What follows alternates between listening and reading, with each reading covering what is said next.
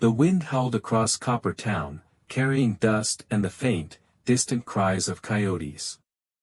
Wooden sidewalks creaked under the weight of boots, and saloon doors swung lazily in the evening air. For decades, this small mining town had known quiet more than chaos, the kind of quiet that made the residents hyper-aware of every sound, the rattling of a loose hinge, the distant clatter of a horse's hoof, the whisper of wind across the canyon. It was in this fragile silence that a stagecoach rolled into town one late October evening. Its wheels carved deep furrows into the dusty main street, and the horses snorted nervously, as if aware of the tension in the air. The townspeople, closing shop and pulling their coats tighter against the chill, noticed something unusual about the coach. Its passenger, a lone figure, stood upright in the doorway, her presence commanding yet ghost-like. The woman descended slowly, every movement deliberate. She wore a worn white wedding gown, the hem tattered and caked with dirt, and a veil that concealed the upper half of her face. Her hands clutched a small leather pouch and a faded photograph of a man with kind eyes. Her boots were scuffed, her hair unkempt, but there was a strange grace in the way she moved, a fragile beauty that seemed untouched by the dust and hardship of the road. She did not speak. Not a single word. The murmurs of the townspeople began immediately. Who is she? She's a bride, isn't she? Where's her groom?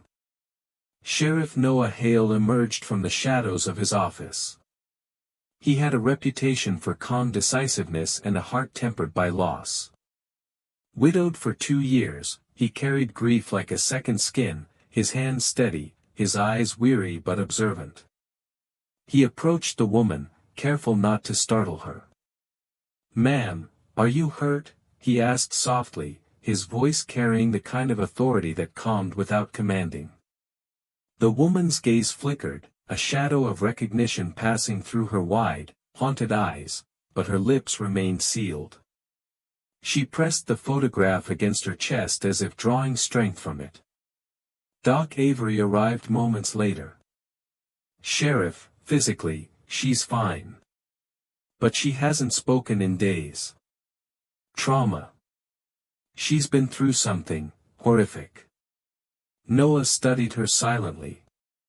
She was small, almost fragile, yet the air around her carried a weight that was nearly tangible, grief, fear, and a quiet defiance.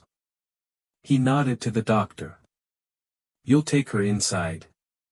Noah asked. Doc Avery led the woman to the clinic, a small wooden building with peeling paint and a single lamp swinging in the wind outside. Noah lingered a moment longer, studying the strange, almost spectral figure who had walked into his town. The stagecoach driver, lingering nearby, shook his head. "She didn't say a word on the way in," he said. "Not one." Noah's eyes narrowed. He had seen silence like this before. Not the calm of meditation, but the kind born of trauma, the kind that locked a person inside themselves. Inside the clinic, the woman finally sat on a small cot. She held her hands tightly in her lap, still clutching the photograph. Every muscle in her body was taut, coiled like a spring. Her breath was shallow, ragged, but steady. Noah stepped closer. "You're safe now.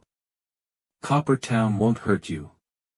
Her eyes flickered to his, and for a moment, something unspoken passed between them, a fleeting, fragile trust. Then she turned away, staring blankly at the wall.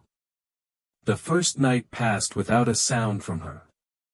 Noah and Doc Avery left her in the care of the clinic's warmth and quiet, but the sheriff could not shake the feeling that danger lingered in the shadows, waiting. By the next morning, the woman was outside the clinic, barefoot, walking along the dusty road, her eyes fixed on the old railway tracks that ran just beyond the town. Noah followed silently, keeping a careful distance. "Expecting someone?" he asked, his voice low. She didn't respond. Her gaze remained on the tracks, unblinking. Her hands gripped the photograph to her chest, knuckles white. Noah understood immediately, she was waiting for someone who would never return. He approached cautiously. "Ma'am. I know you've been through hell. But you're safe here. I won't let anything hurt you." Her eyes finally left the tracks to meet his. For the first time, a tear slipped from the corner of one eye. Her lips quivered, and a breath escaped her chest, an almost imperceptible sound. It was the faintest hint of a voice that had been silenced by fear and grief. Noah stepped closer, lowering himself slightly to meet her gaze. "Whatever happened, you don't have to face it alone." The woman's trembling hands moved to the leather pouch she had been carrying. She opened it carefully and withdrew a silver locket, tarnished and scratched by travel and time. She pressed it into Noah's hands. Inside was a photograph, the man from the first photo, smiling gently, standing on the platform of a railway station. The edges were burned, evidence of fire or accident. Noah recognized the scene instantly. "You were on that train, weren't you?" he said softly, his voice carrying both understanding and caution. Her shoulders shook. Tears ran freely now.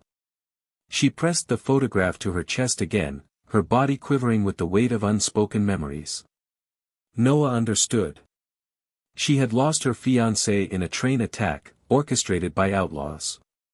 She had survived, but her voice had been stolen by the horrors she had witnessed. As the sun dipped behind the canyon cliffs, painting the town in orange and gold, the sheriff realized something else: danger was not yet past. Whatever had taken her voice, whatever had taken her fiancé, might not be done with Copper Town. But for tonight, she was here. Alive. And Noah Hale would make sure she stayed that way. The morning sun barely cut through the thick fog that clung to Copper Town like a shroud. The streets were empty, save for the occasional clatter of a horse's hooves or the creak of a saloon door swinging in the breeze. But the town, though quiet, seemed to hold its breath. Something had arrived in the night, something that carried shadows heavier than the dust. Clara, the silent bride, sat on the porch of the clinic, her wedding gown frayed, her bare feet brushing against the rough wood. She traced patterns in the dirt with a finger, her eyes fixed on the distant canyon, where the railway tracks disappeared into the horizon. She held the silver locket tight, her thumb rubbing the faded photograph inside. The man in the picture, her fiancé, smiled up at her with a warmth she could almost feel. Almost. Sheriff Noah Hale approached silently, his boots echoing softly against the wooden boards. He had stayed by her side since the previous night, watching, protecting, waiting for her first words to emerge. The moment seemed almost sacred, and he didn't dare break it. "Clara," he said gently, stopping a few feet away. "I know it's early, but you need to eat something." She didn't turn. Her gaze remained locked on the tracks. Her lips quivered, but no sound came. Noah sighed, understanding the weight of silence she carried. He knelt beside her and placed a hand over hers, covering the photograph. "I know you've lost so much. I can't bring him back, but you don't have to face this alone." For a moment, her hand stiffened under his. Then, slowly, almost imperceptibly, she leaned slightly toward him. It was a small gesture, but it spoke volumes. Trust. Hope. Fragile and trembling, but there. That afternoon, Clara followed Noah into the clinic, where Doc Avery had prepared a simple meal: cornbread, stew, and warm milk. She hesitated at the doorway, her eyes darting nervously to every corner of the room. Noah gave her an encouraging nod. "It's safe. You're safe." She stepped inside and sat at a small table, hands resting tightly on her lap. Every movement was careful, as though she feared even the air might betray her. Noah served her the meal, sliding a bowl of stew across the table. Clara's fingers twitched over it. Then, slowly, she picked up the spoon and took a tentative bite. Noah watched quietly. Each small motion, each breath, was a victory over the invisible chains of fear that bound her. Evening fell, and the fog rolled back in, thicker this time, curling around the buildings like smoke. Clara found herself drawn back to the window, staring at the distant canyon. Her chest rose and fell unevenly. Something in the shadows of the fog moved. A figure? She couldn't be sure. Noah approached again, hand on his holster this time. "What is it?" he asked softly. She didn't answer. Instead, she pointed toward the railway tracks. Her hand trembled violently, and her lips parted slightly. A single word escaped, barely audible: danger. Noah's heart tightened. He had felt it too, the same pulse of menace that lingered over the town since her arrival. Something had followed her, or perhaps something she had been running from had finally caught up. Night deepened. The wind carried strange sounds, metal scraping, distant hoofbeats, the faint whistle of a train that hadn't run in years. Clara sat in the clinic window, clutching her locket, her body taut, every muscle ready to flee or fight. Suddenly, a shadow appeared outside, just beyond the lantern light. A tall man, hat pulled low, long coat brushing the boards of the street. He didn't knock. He didn't announce himself. He simply stood there, watching. His presence radiated threat. Noah's hand went instinctively to his gun. "Step back," he ordered, moving to shield Clara behind the counter. The figure tilted his head, revealing a scar across his cheek, eyes cold and calculating. "I've been looking for you," he said, voice low, dangerous. "The girl from the train." Clara's entire body stiffened. She pressed herself against the wall, unable to speak, unable to breathe properly. The past, the attack on the train, the loss of her fiancé, the terror that had stolen her voice, was here. It had found her. Noah moved slowly, his eyes never leaving the man. "You're leaving. Now. Or I swear, or what?" the stranger interrupted, smiling darkly. "You'll try to shoot me? Let's see how fast your aim really is." The tension cracked the night like lightning. Clara's hands trembled over the locket, clutching it like a lifeline. Noah felt the weight of her terror, understood its depth, and knew there was no time to wait. "Clara, listen to me," he said, his voice sharp but calm. "I won't let him take you. Not here. Not ever. Stay behind me." The man laughed, a hollow, chilling sound. "You think you can stop me? He's dead, girl. He's gone. And I'm here for what's left." Noah's eyes narrowed. He didn't flinch. Every second stretched into eternity. He knew the man was dangerous, knew he had killed without mercy, but this was different. Clara was innocent. She had survived horrors no one should endure. And he, Noah, would make sure she survived tonight too. With a sudden motion, the man pulled a gun. Noah's hand shot to his holster, and the sound of a shot rang out, echoing through Copper Town. The man staggered back, but didn't fall. Clara screamed, finally, a raw, primal sound that carried all the fear and pain she had kept locked inside for weeks. Noah lunged forward, pushing her to the floor behind the counter. Another shot rang out. Dust kicked up from the floorboards. Clara buried her face in her hands, sobbing violently, trembling from head to toe. The stranger turned, realizing the sheriff was more than he had anticipated.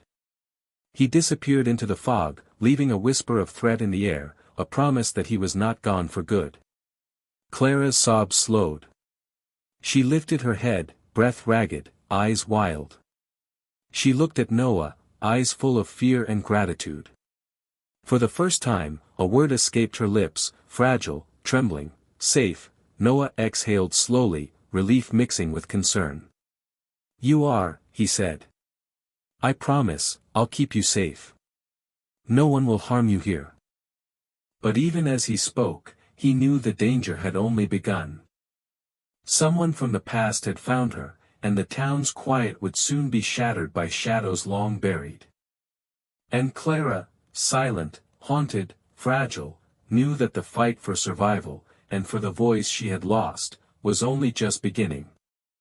The night in Copper Town was thick with fog, the kind that wrapped around the buildings and crept into every crevice, turning the familiar streets into a maze of shadows. Clara sat at the edge of the clinic bed, the silver locket clutched in her trembling hands. Her knuckles were white, teeth clenched, as memories she had buried for weeks clawed their way to the surface. The attack on the train, the screams, the fire, the smoke, the images were unbearable. And now, the man who had haunted her past had appeared in Copper Town, reminding her that survival didn't mean safety. Noah sat across from her, silent, watching every small movement. He could feel her fear, almost taste it in the cold night air. "Clara," he said softly, "you have to tell me what happened. I need to understand if I'm going to protect you." Her eyes lifted to his. For a long moment, she seemed paralyzed, as if the weight of her past pressed down on her lungs. Then, slowly, she reached into her gown's hidden pocket and withdrew a small, folded note, edges singed. She handed it to him. Noah unfolded it carefully. The ink was smudged in places, but the words were clear: "If she survives, find her in Copper Town. She carries the proof. He cannot live." Noah's eyes narrowed. This was from him?" he asked. Clara nodded, tears streaming silently down her face. Her voice caught in her throat, but she managed a whisper. He was supposed to die in the canyon fire. I thought it was over." The sheriff's jaw tightened. The train attack had been orchestrated by a gang led by a man named Elias Kane, notorious for his ruthlessness and cunning. Noah realized then that Kane had been the figure who appeared outside the clinic, the shadow in the fog. Clara's hands shook violently. She pressed the locket to her chest as if it contained her very soul. "He's coming back," she whispered. "He won't stop until he gets me." Noah stood, pacing the room. The weight of responsibility pressed down on him heavier than ever. He couldn't allow Kane to harm her, not tonight, not ever. And yet, he knew this wasn't just about guns or courage. Kane wasn't predictable. He was clever, patient, and merciless. The wind howled outside, rattling the clinic windows. Clara rose unsteadily and walked to the door, peering into the night. "I have to see," she murmured. Noah grabbed her shoulder gently but firmly. "No. You stay here. You don't face him alone." Her gaze met his, and for a fleeting moment, vulnerability gave way to determination. "I have to," she said. He won't leave me alone until I face him." Noah exhaled slowly.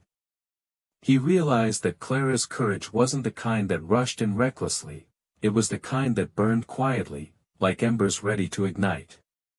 He nodded. "Then we face him together." Hours passed in tense silence. Every distant sound, the creak of a board, the hoot of an owl, the rustle of the wind, felt amplified. Clara clutched the locket, eyes scanning the fog beyond the window.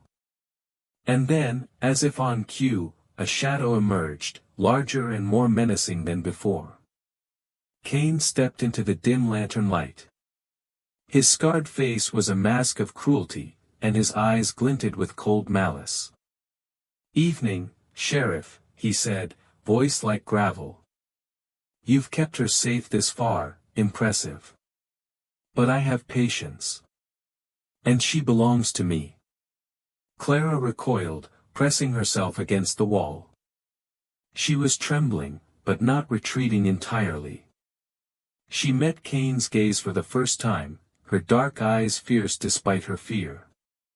Noah moved to stand in front of her. "You're done here, Kane. Leave." Now. Cain's laughter echoed in the empty streets, harsh and cruel. You think a man like me listens to the law? You can't protect her. Nobody can. Suddenly, Cain drew his gun. Noah's hand went instinctively to his holster. The world seemed to slow. Every heartbeat, every breath, every pulse of tension was magnified. Clara's hand shot to her locket as if it could shield her from the storm. 2 gunshots rang through Copper Town, deafening in the quiet night. Cain stumbled but didn't fall. Noah returned fire, striking him again, forcing Cain to retreat into the fog. Dust and smoke hung in the air. Clara collapsed to the floor, shaking violently, sobs spilling out of her for the first time, unrestrained. Noah knelt beside her, wrapping an arm around her shoulders. It's over, he said gently. For now. Clara buried her face against his chest, her voice breaking as she whispered, I thought. I was doomed. I thought I'd never live. You're alive, Noah said firmly. And I promise. I will protect you. No one will take you from here. The fog outside seemed to waver, the wind carrying an uneasy silence.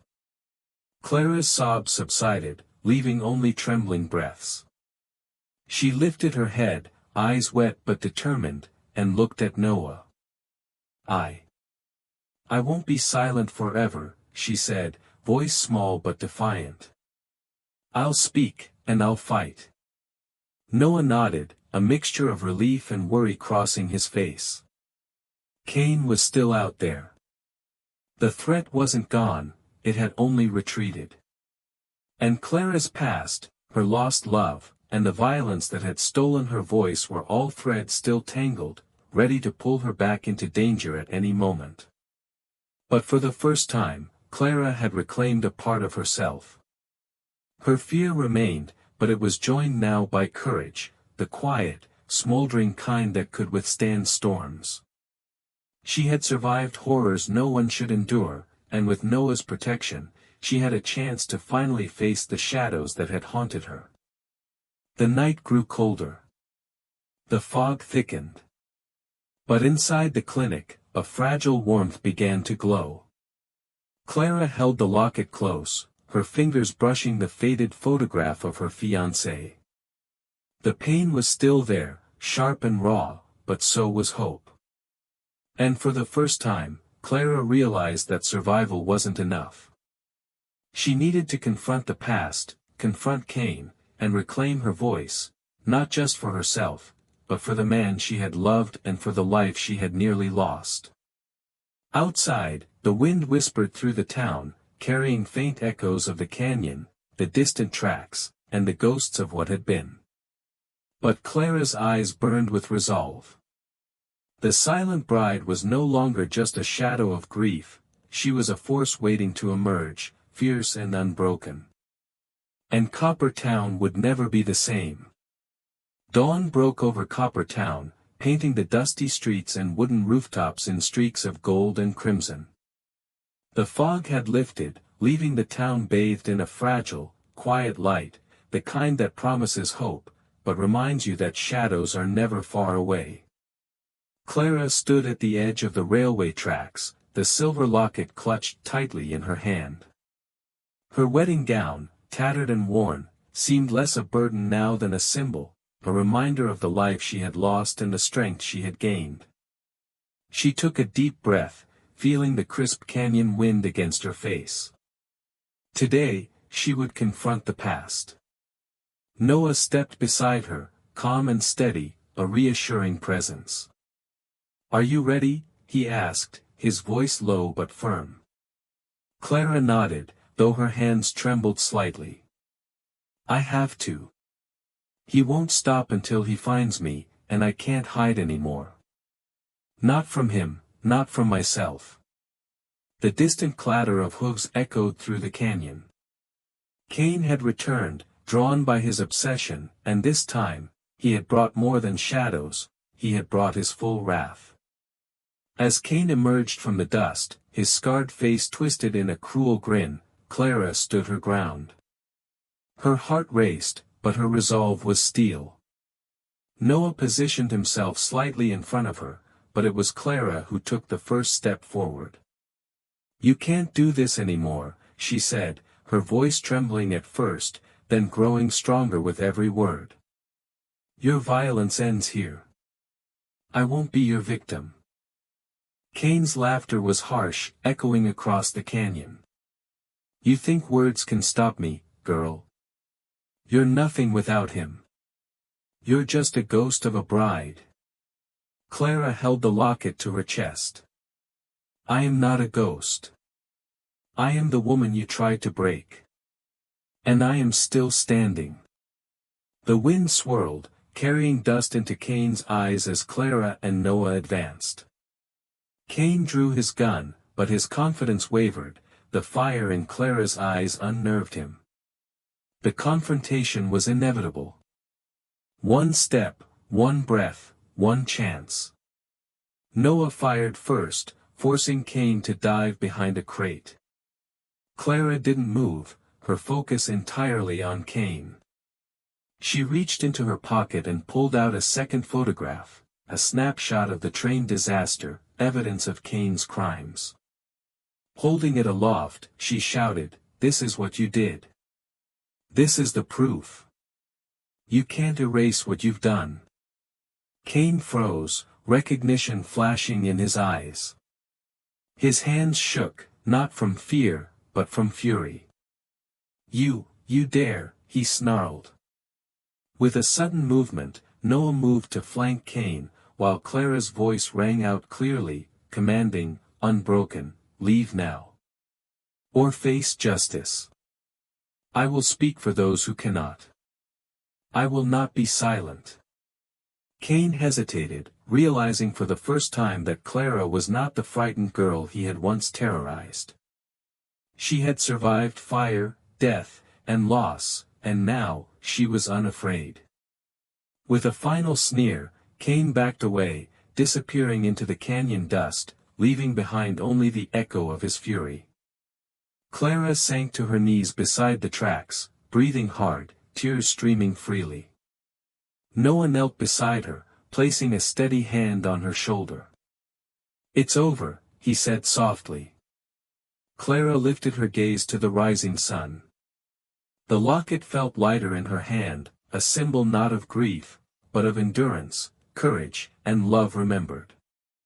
She placed it gently on the tracks, watching the golden light shimmer across its silver surface. For the first time in months, Clara spoke without hesitation, "I am free. I can live again." Noah smiled, seeing the transformation before him. The silent bride was no more. She was Clara, alive, whole, and stronger than anyone in Copper Town had ever known. She turned to Noah, eyes shining with gratitude. "Thank you, for staying." He nodded. "You didn't need me to save you. You needed me to stand beside you while you found your voice. And you did." The town slowly awoke, unaware of the night's battle, the danger, and the courage that had unfolded along its quiet streets. But Clara knew, as she walked back toward the clinic, that Copper Town would never be the same, not because of the shadows she had faced, but because of the light she now carried. As she stepped onto the wooden sidewalk, the wind lifted her veil, revealing her face to the morning sun. It was streaked with tears and dust, but it was also radiant with a newfound strength. The silent bride had vanished, leaving behind a woman who had reclaimed her life. Clara smiled faintly, whispering to herself, "I survived. I am still alive. And I am free."